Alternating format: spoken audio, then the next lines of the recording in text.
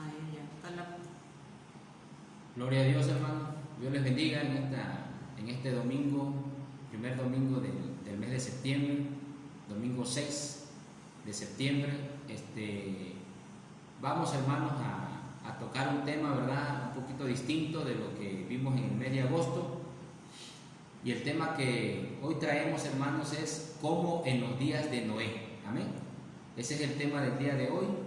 Y si ustedes quieren buscar allá en sus casas, ¿verdad?, en sus Biblias, en Mateo 24, 37 a 39. Amén. Ahí vamos a estar predicando la palabra del Señor. Y entre tanto vamos a hacer una oración que nuestra hermana nos la va a realizar en esta hora. Amén. Gloria a Dios. Oremos, hermanos. Dios les bendiga a todos. Amantísimo Dios que estás en los cielos, Señor amado, te damos gracias, oh Dios, porque nos permites estar aquí, Señor, un día más, Padre de la Gloria, para transmitir este programa, Padre Celestial. Gracias, Padre bendito, te damos, porque tú eres bueno, Señor, para siempre es tu misericordia. Gracias, Padre Santo, por la vida, por la salud que nos das a cada uno de nosotros, Señor. Gracias, Padre Celestial, y te pedimos, Padre Santo, que sea tu Espíritu Santo guiando la vida de tu siervo, Señor, dirigiéndolo en este mensaje, Padre bendito de la gloria, Señor, y que también la gente que la va a escuchar, Señor, pueda, Señor, quedar grabado en su mente, en sus corazones, y que pueda caer en buena tierra esta palabra, Padre bendito amado. Gracias te damos en el nombre de Cristo Jesús. Amén. Bueno, hermanos, gloria al Señor. Como les decía, el tema de este domingo, hermanos, es como en los días de Noé. Y vamos a darle lectura al versículo 37 al 39 del capítulo 24 de Mateo. Mateo 24, 37 al 39, hermano, para iniciar este mensaje. Hermano.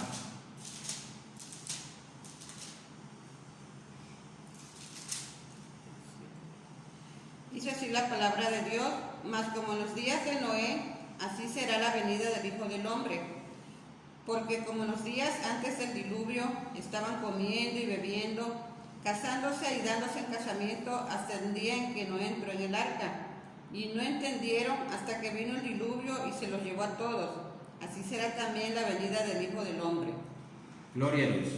Fíjense qué interesante, hermanos, que el Señor Jesucristo se refiere a un personaje, hermanos, que se encuentra en el libro de Génesis. En el libro de Génesis, en el capítulo 6, en los versículos 8 al 10, nos habla, hermanos, acerca de un personaje, de una persona que vivía, ¿verdad?, en esta tierra, y que era delante del Señor, hermanos, había hallado gracia. O sea, había Dios examinado su vida y había aprobado delante de la presencia de Dios su forma de vida, es decir, su comportamiento. Por lo tanto, hermanos, Dios, que es el creador de todas las cosas, ¿verdad?, el dueño de todas las cosas también, porque algunos piensan, ¿verdad?, que cuando viene un desastre natural, cuando viene una situación como la que vivimos ahorita, ¿verdad?, de la pandemia, entonces hay personas todavía que le echan la culpa a Dios, que dicen: ¿y por qué Dios nos castiga si es bueno? ¿O por qué Dios, ¿verdad?, permite esto si Él es amor? Pero así como nosotros, ¿verdad?, a nuestros hijos los disciplinamos, y también a veces, ¿verdad?, tenemos que darles una corrección, ¿verdad?, con un cinturoncito, como decían antiguamente, con un chancletazo. Entonces, muchas ocasiones, ¿verdad?, Dios tiene que disciplinar al ser humano. ¿Por qué? Porque somos su creación, y porque también, hermanos, Él es el dueño de todo lo que tenemos, aún de nuestra vida. Y ahí en ese tiempo, hermanos, que nos habla Génesis, vivía Noé y su familia. Y la Biblia nos dice, ¿verdad?, de este personaje que era descendiente de Set, del último hijo que tuvo Adán y Eva. Y también era, hermanos, hijo de Lamec. Vamos a leer Génesis 6, del 8 al 10. Pero Noé halló gracia ante los ojos de Jehová. Estas son las generaciones de Noé. Noé, varón justo, era perfecto en sus generaciones. Con Dios caminó Noé y engendró Noé 3 hijos, a Sem, a Can y a Jafet. Amén. Ahí está, hermano. Ese es el antecedente, ¿verdad?, rápido que nos da la Biblia acerca de Noé, al que menciona el Señor Jesucristo en el libro de Mateo. Eso quiere decir, hermanos, que él estaba, ¿verdad?, en medio de una generación perdida. Noé no estaba aislado, ¿verdad? No vivía en una isla sin saber todo lo que pasaba. No vivía, ¿verdad?, en otro planeta. No. Noé, hermanos, estaba en medio de una generación corrompida. Entonces vemos ahí que dice la Biblia que Dios dice que Noé halló gracias delante de Dios. Entonces estamos mirando, hermanos, que en las circunstancias que vivamos, en la situación que vivamos, ¿verdad?, podemos estar rodeados del pecado. Pero si hemos decidido seguir a Dios, seguir a Cristo, Dios nos dará la fortaleza a través de su Espíritu Santo para vencer el pecado. Eso le dijo el Señor también a Caín, ¿verdad?, cuando mató a su hermano. Y le dijo, ¿verdad?, el pecado está a la puerta, pero tú podrás dominarlo, le dijo. En una versión dice, tú podrás dominarlo porque está al acecho. O sea, el pecado está al acecho. Está viendo en qué momento nos descuidamos, en qué momento le damos entrada, en qué momento, ¿verdad?, nos debilitamos para atacar. O sea que acechar es como cuando un león, ¿verdad?, un tigre, una fiera de esas que cazan, está pendiente, ¿no? Por eso la Biblia dice que el enemigo es como león rugiente, que está agazapado, ¿verdad?, esperando a su presa. Entonces, Noé estaba, hermanos, en ese medio. Noé vivía rodeado de esa situación. Y vamos a ver, hermanos, en el desarrollo del tema, vamos a ver a qué se refería, ¿verdad?, esta situación. ¿Qué ocurría en la época de Noé? ¿Qué ocurría, verdad? Es el primer punto que vamos a tocar en esta hora. Y vamos a ver para ello Génesis 6, 9 al 13. ¿Por qué? Porque el Señor Jesucristo lo dijo, ¿verdad?, como en los días de Noé. A ver qué ocurría en los días de Noé. Y se arrepintió Jehová de haber hecho al hombre en la tierra, y le dolió en su corazón, y dijo Jehová, raeré de sobre la faz de la tierra a los hombres que he creado, desde el hombre hasta la bestia, y hasta el reptil, y las aves del cielo, pues me arrepiento de haberlos hecho. Pero Noé halló gracia ante los ojos de Jehová.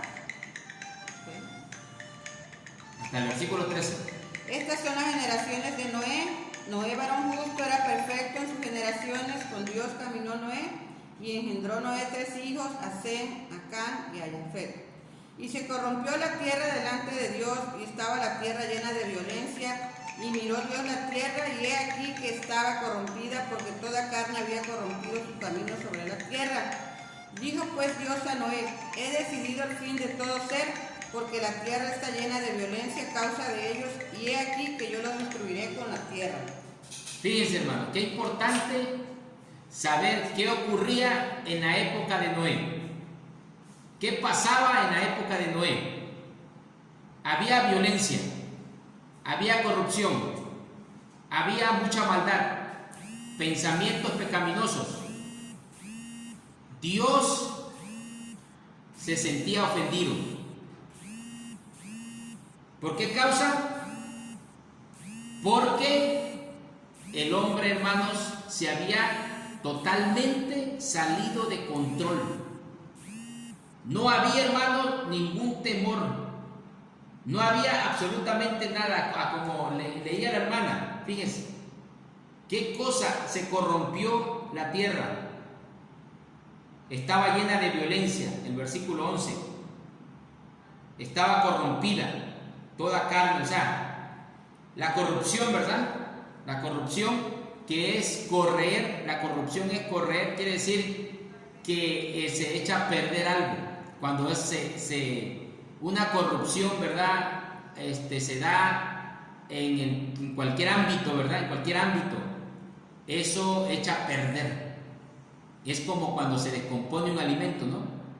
Que va empezándole a surgir gérmenes, ¿verdad? Patógenos, bacterias que van haciendo que se descomponga, ¿no? Entonces, esa es la corrupción. Así ocurrió en esa época. En esa época, ¿verdad? Había muchas violaciones a las cosas fundamentales. Entonces, había corrupción, ¿verdad? Sabemos que en ese tiempo a lo mejor todavía no estaba escrita la ley de Dios, ¿verdad? Que se le dio a Moisés. Pero ya habían códigos, hermanos, de ética, códigos ya de conciencia.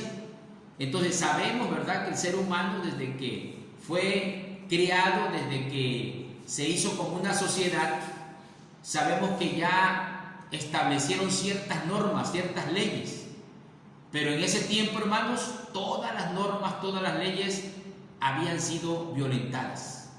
Entonces eso se refería a la corrupción, ¿verdad? El Señor mismo, incluso cuando le habla a los profetas en el Antiguo Testamento, el libro de Isaías, si usted lo lee, de Jeremías, Ezequiel, empieza a hablar en contra de eso. ¿Por qué? Porque comienza, hermanos, a corromperse el gobierno, las instituciones, aquellos que estaban como líderes religiosos, en fin, empieza la corrupción. Entonces eso, hermanos, a Dios, ¿verdad?, le duele. Y eso precisamente es lo que ocurría en el tiempo de Noé. Había corrupción, la tierra se había corrompido, dicen.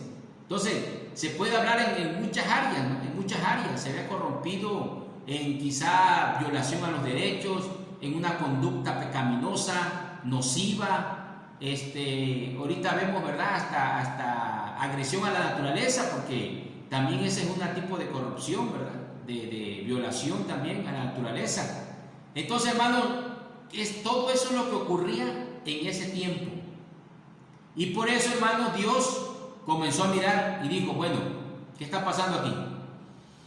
¿Qué está ocurriendo aquí, verdad? Como cuando usted mira en su hogar y de repente ve que sus hijos están, ¿verdad? Uno llega drogado, otro llega tomado, otro a lo mejor se dedica, ¿verdad?, al hurto, en fin. Entonces, ¿qué hace usted? Dice, oye, ¿qué está sucediendo aquí?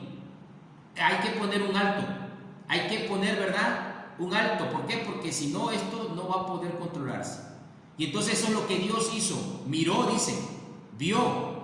Y entonces el Señor Jesucristo toma esa historia, porque así va a ocurrir, dice, cuando yo venga. Así va a ser, va a haber una corrupción tremenda.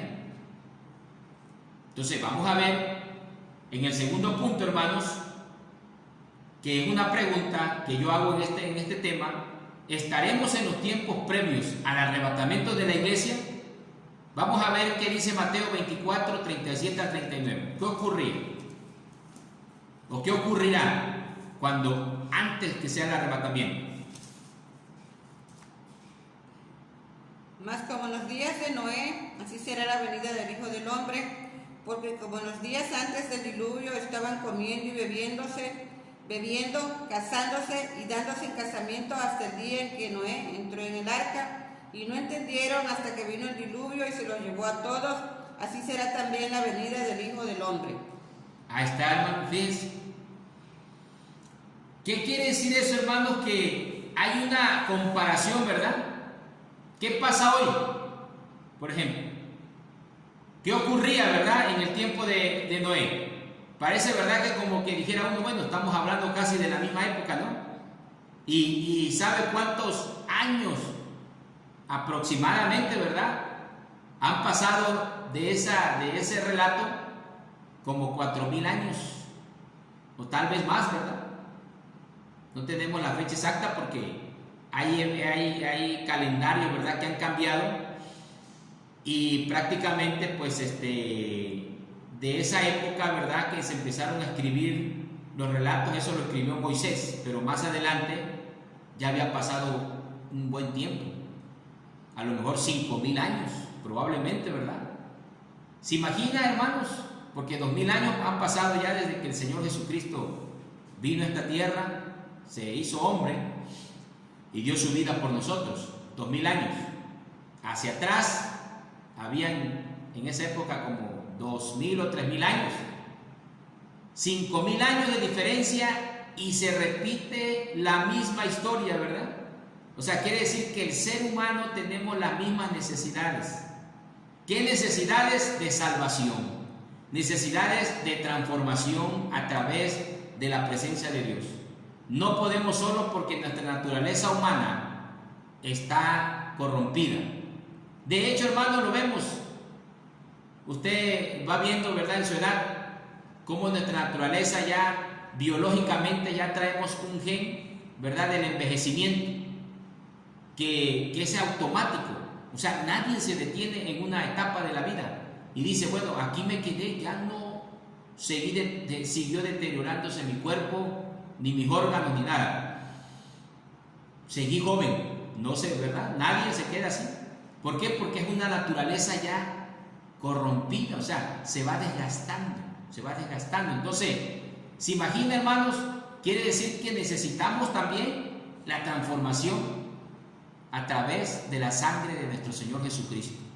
Y que el Espíritu Santo venga a ayudarnos, ¿verdad? Porque el Señor mismo lo dijo, no les dejaré huérfanos, enviaré el Espíritu Santo. ¿Para qué? Para que nos ayude, para que nos dé fuerza a vencer el pecado, nuestra naturaleza caída. Entonces, hoy, ¿qué pasa, hermanos? En nuestros tiempos, hoy se casan, se dan en casamiento, ya vio usted que dice, estarán casándose, pero ese término no es un casamiento natural, no habla de un casamiento normal, porque eso lo instituyó el Señor, ¿verdad? El matrimonio, la unión de un hombre y una mujer, la instituyó el Señor y eso es algo totalmente sano y delante de Dios bien. Pero ahorita, ¿cómo vemos? Una transformación de eso, ¿verdad? Matrimonios igualitarios que le llaman, del mismo sexo, hombre, hombre, mujer, mujer, o transgéneros, ¿verdad? Hasta leyes, allá en el Distrito Federal, que es donde siempre comienzan, ¿verdad?, ese tipo de leyes. Hay una ley que se aprobó, ¿verdad?, que un niño o un adolescente que ya diga, ¿verdad?, que no se identifica con su género y que quiere ser de otro género, puede recibir asistencia para transformar su cuerpo. ¿Se imaginan? Y otra ley, ¿verdad?, que hace unos meses salió, igual, ¿verdad?, que ya si algún jovencito o alguna jovencita tiene una tendencia diferente a su género y el padre o algún pastor o alguien quiere, ¿verdad?, inclinarlo hacia lo natural, hacia lo que es lo normal, se va a ser sancionado si ese niño o esa jovencita va a la autoridad y denuncia, ¿verdad?, que lo están obligando a llevar una terapia de conversión, le llaman ellos. Una terapia, ¿verdad?, para que ajuste su mentalidad a su género. ¿Se imaginan todo eso? O sea, ¿qué está ocurriendo? Está, ¿verdad?, también el colectivo gay que lucha por todas esas cuestiones de legalizarla. Las feministas que tratan, ¿verdad?, de casi raya en un odio hacia el sexo masculino, que eso también no es antibíblico, ¿verdad? O sea, porque Dios hizo hombre y mujer, o sea, los dos géneros hay los mismos derechos delante de Dios, amén. Eso es algo que Dios ya estableció, pero la feminista se excede, ¿verdad? Se va a un extremo más. El aborto, la legalización del aborto, de las drogas que se está viendo. En fin, hermanos, el posmodernismo, ¿verdad?, donde las religiones se vuelven secularizadas y se deja de ver, ¿verdad?, a Dios como el yo soy, y empieza a ver una ideología de que tú puedes, ¿verdad? O sea, que el ser humano, tú lo puedes lograr, y te empiezan a dar, ¿verdad?, como una terapia de superioridad, casi igualándose a Dios. Esa ideología, hermano, son satánicas. ¿Por qué? Porque Satanás se quiso igualar a Dios y no pudo, ¿verdad?, ni podrá nunca. Entonces, todo lo que estamos viendo, hermanos, exactamente es lo que pasaba en los tiempos de Moisés, de Noé. Una fe de rata ahí, ¿verdad? De Noé. Eran los tiempos de Noé. Entonces, hermanos, ¿qué nos está hablando esto? ¿Qué es lo que nos está, hermanos, llevando hacia dónde? ¿Hacia dónde nos está encaminando? Estando hablando el Señor de estos acontecimientos, en el versículo 40 y 41 del capítulo 24 de Mateo, habla que antes que sea el arrebatamiento sucederán estas cosas. Pero vamos a ver qué dice el 40 y 41. Entonces estarán dos en el campo, el uno será tomado y el otro será dejado. Dos mujeres estarán moliendo en un molino, la una será tomada y la otra será dejada. Ahí está, hermanos. Cuando el Señor está hablando, hermanos, dice, mi venida, porque hay veces que la venida del Señor, ¿verdad?, tiene dos connotaciones en la Biblia. Hay una venida que es la segunda venida, cuando el Señor, hermano, regrese después de los 7 años de tribulación en esta tierra y de las bodas del Cordero en el cielo. Después de 7 años el Señor va a regresar para establecer el reino milenial, para defender a su pueblo Israel, porque ahí va a ser ya un trato con Israel, que se dejó ahorita, ¿verdad? O hay una pausa. Pero el Señor habla, hermanos, de estos acontecimientos, de esa venida, porque está hablando de un arrebatamiento. Está hablando de una traslación de la iglesia. Que, ¿verdad? A lo mejor si usted ha leído por ahí, algunos, ¿verdad?, que incluso son evangélicos, no creen en eso. Pero la Biblia es muy clara, ¿verdad? El apóstol Pablo igual lo dice: los que queremos hasta la venida del Señor seremos arrebatados. Y también ya sucedió 2 acontecimientos en la Biblia. El acontecimiento de Enoc, ¿verdad?, que dice que caminó Enoc con Dios y fue arrebatado, fue trasladado. O sea, no murió físicamente, sino Dios lo transformó, su cuerpo, porque Dios es todopoderoso. Y el acontecimiento de Elías, por eso algunos piensan, ¿verdad?, en la escatología, se piensa que los 2 testigos de Apocalipsis pueden ser Elías y Enoc, porque todo ser humano tiene que morir, según, ¿verdad? Claro, son acontecimientos escatológicos, que sería otro tema, ¿verdad?, hablar. Pero ¿qué quiero enfocar, hermanos? Que Enoc y Elías ya tuvieron esa experiencia y Dios ya nos demostró que lo puede hacer. Incluso la Biblia nos dice, ¿verdad?, que uno de los discípulos, hermanos, fue trasladado, ¿verdad?, cuando le iba a hablar al eunuco, ¿verdad? Dice que el Espíritu Santo lo trasladó. ¿Se imaginan ustedes, hermano? Como teletransportación, ¿verdad? Que se ha leído por ahí de ciencia ficción, muchos. La teletransportación, ¿verdad?, es como una teoría que a lo mejor se podría, ¿verdad?, trasladar. El Espíritu Santo ya lo ha hecho. Ahí lo dice la Biblia en el libro de Hechos, ¿verdad? Si usted lo lee, va a ver que dice que fue trasladado el siervo de Dios, ¿verdad? Y entonces le habló al eunuco, fue el que le habló al eunuco. ¿Qué quiere decir eso, hermano? Que aquí dice la Biblia que estarán 2 en el campo, ¿verdad? Uno será tomado y otro será dejado. Quiere decir, el que esté preparado, el que se encuentre listo, dice que va a ser trasladado al reino de los cielos. ¿Por qué? Porque el Señor está hablando de las señales. ¿Qué señales hay, hermanos, cuando algo va a pasar, ¿verdad? Cuando va a llover, por ejemplo. ¿Qué señales hay, hermana María Elena?